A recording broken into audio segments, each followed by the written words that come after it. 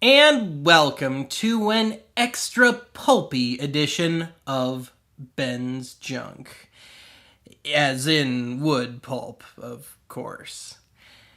So, today's video is going to be a bit of an experiment, in that I've covered magazines on Ben's Junk before, but this is going to be more as a means of testing out ideas and seeing what you have to say about it.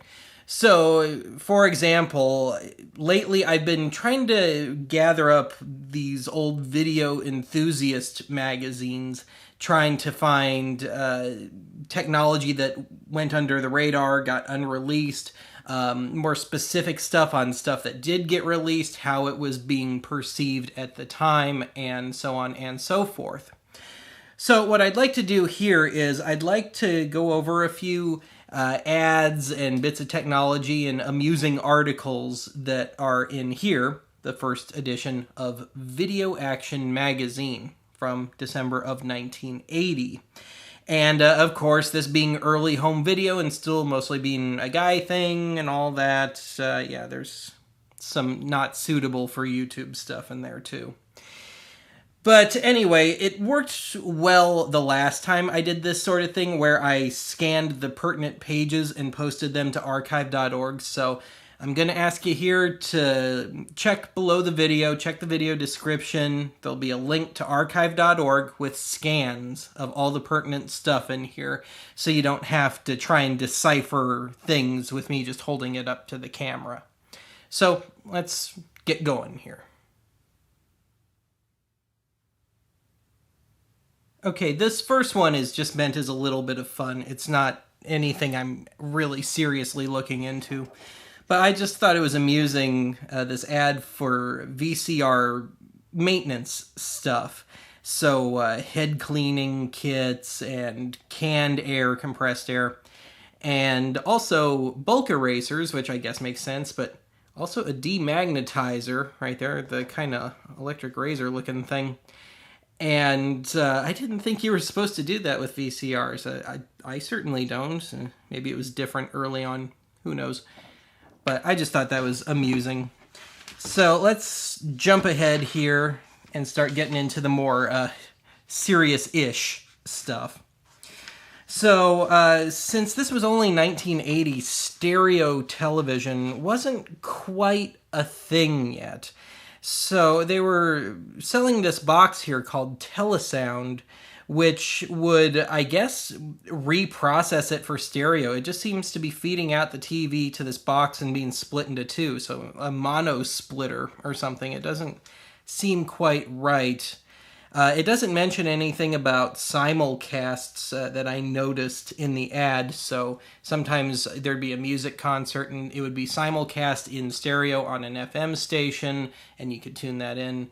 And yeah, I just thought it was kind of interesting. Obviously, it never caught on, but then again, real stereo TV broadcasts and stereo TVs weren't too far away here. Now here's a bit of lost media, lost horizon here. We've got basically the obituary for the BASF LVR system, which was going to be a competitor to VHS and Beta, and it was going to be much smaller. The real successor to this, the real person to win the throne here would have been Video 8 a couple of years later. But yeah, it's being acknowledged here, and that is one that's worth reading, so definitely check, once again, that load of scans on archive.org. Now, this was just, well, assuming this actually came out in December, not a couple of months earlier, as magazines are known to do, this would have been just ahead of the release, I'm looking at the video discs bit here, just ahead of the release of the CED, RCA Select Division CED format. And, you know, Laserdisc was already out by this point, but it is kind of cool just looking through this and kind of seeing what RCA was hoping to sell And I mean, they did all right initially, I guess, just that first year. But once people got into it, I think its fate was sealed pretty quickly. But nonetheless, it's nice to see something on it from just ahead of it, right at that height of anticipation. Okay, I've got a few things I want to look at here. So it wouldn't be one of my little magazine Ben's Junks without a little nod to Blackhawk films. And this one is notable in that this was just as Blackhawk was starting to dip its toes into videotape as opposed to, good old-fashioned film. And I guess kind of a precursor to those last few years of their existence where if you can find some of their later catalogs from the mid-'80s, where they were also starting to just sell old movies that had been issued by other studios and just buying up a lot, 100 copies, 200 copies, 1,000 copies of it, and marking it up a little and reselling it through Blackhawk alongside their own stuff. And, boy, I'd love one of these. A nice, big, deep cabinet, AV cabinet, for my oversized 70s and 80s stuff. With nice doors. I'd love one like this. Never seen one quite like this in person. And I also just love that they called it the Model 1990. So we're just skipping right past the 80s here. Screw the 80s. Let's just jump right to the 90s.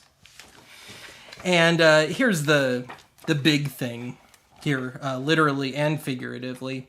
This is Creativision, which is a really early projection television setup, which kind of looks almost more like a drawer than anything else, and I guess it kind of is, because if you know how projection has come to be, at least. But to me, it just kind of looks like something out of the Jetsons, and I've got a running Fleabase search for this, and I haven't seen any yet, and I don't think I'm going to, and something tells me it's going to be real big, real impractical, and probably never going to happen. But it's just one of those things that I look at, and the historian in me would at least like to have a look at it and try it out.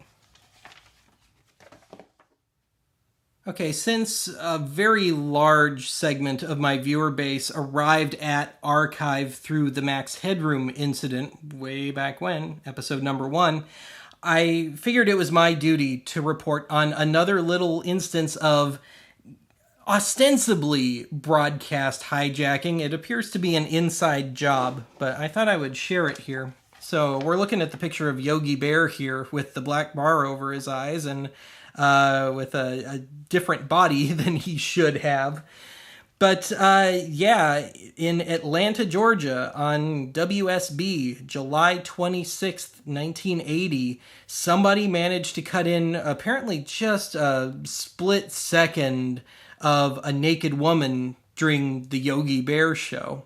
So I guess that's our next mission, isn't it? Try and find some off-air footage from WSB, July 26th, 1980, during Yogi Bear. And I'd have to censor it anyway. I came dangerously close to having to censor that. And speaking of censoring, as you saw on the front cover, some things are too hot for YouTube here, so some things had to be blotted out.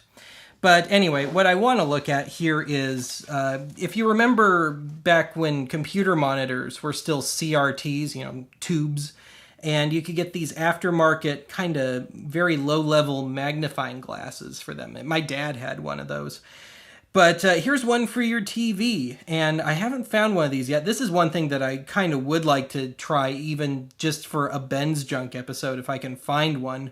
And it's supposed to fit any TV up to 23 inches, or 10 to 23 at least. And, I guess they weren't the priciest things in the world. But again, it's one of those things that I've kind of looked for and just haven't had much luck finding quite yet. But yeah, that's on the list if I can find one and then find a tube TV to replace my old one that I had to get rid of when I moved here. Yeah. When I did the archive episode on video magazines 2 or 3 years ago now, I mentioned that I thought the Playboy video magazine series might be the earliest stab at a video magazine sort of thing, and that would have been 1982 when that started. Well, we've officially broken that record. So now I'm on the lookout for what appears to be the pretty rare Video Fashion Quarterly, from apparently starting in 1979, despite this magazine being from December of 80. Now, having said that, it doesn't look too terribly interesting. If the description here is anything to go by, it just seems to be a fashion show plopped onto a videotape. But, you know, I'd still kind of like to see what the execution was like, if nothing else. Okay, I think this is going to be the big one for a lot of my viewers here.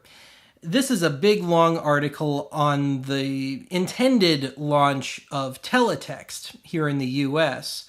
And, of course, Teletext being this kind of computer-generated news headlines, weather, stock prices, sports scores kind of thing. And, of course, it was a big deal in Europe for decades, but it didn't quite happen here in the States. We had the overnight, non-interactive Night Owl Keyfax stuff for a couple of years, and there was a very, very short-lived attempt at full-on interactive Keyfax, and it wasn't gonna happen on this side of the Atlantic. But anyway, this is a big, long, and fairly technical article that I'm not gonna go into here, but I have scanned the whole thing so you can read it at your own pace and see what the engineers were hoping for, if nothing else. Okay, here's the last two items I'm going to cover today. And of course, it wouldn't be one of these magazine videos without our requisite dodgy ad. So today, we've got this one from Video Artists, based out of Minneapolis, which was on KTEL Drive. But they're touting all these movies that you can buy, and I think all of these had been legitimately issued on home video by this point, mostly on magnetic video. And but they're talking about using the best tape stock and TDK available and all this other stuff, and I'd love to know how legit this was. I can't find a thing online about Video Artists, so it's anybody's guess. Evidently it didn't do too well.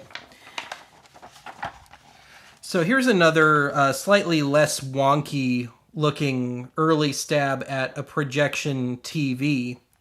And this is from a company called Theater Vision. So, of course, let's get a bunch of theater people together and they can see how great it is.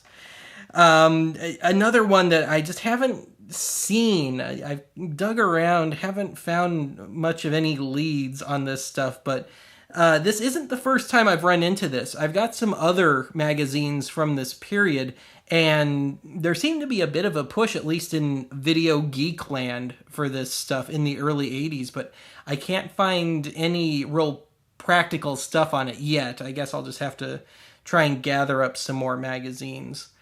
But anyway, yeah. Oh yeah, and I might as well do the back here too, because we always got to have the blank video ad.